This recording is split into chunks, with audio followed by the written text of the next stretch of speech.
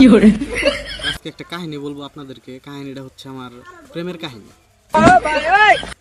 Class 8-এ যখন পড়ি তখন 6-এর একটা মেয়ের অনেক ভালো লাগে। আমার ভালো লাগার পরে আমার একটা বন্ধু আছে, তার সাথে বিষয়টা জানাইলাম। বললাম যে দোস্ত, একটা মেয়ের তো ভালো লাগছে, মেয়েটার নাম হচ্ছে হাসি।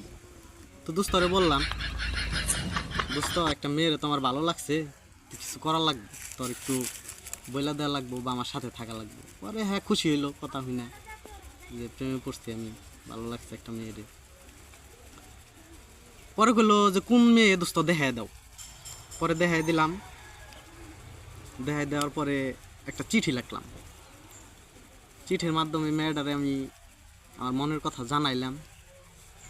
তারপরের দিন ওই মেয়ে আবার চিঠির উত্তর দিছে।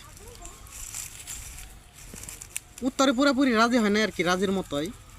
তো এইভাবে চললো অনেক দিন চলার পরে বুঝলাম যে মেয়েটা আমার পছন্দ করে, মোটামুটি আর কি কিছুটা পছন্দ করে। পরে ওই দোস্ত আমার বললো যে তুমি ওর কাছে ফোন নাম্বার চাই, মেয়ের কাছে ফোন নাম্বার চাই। তো মেয়েটারে বললাম যে তোমার ফোন আছে। মেয়েটা বললো যে না, আমার ফোন নাই, আমার দাদি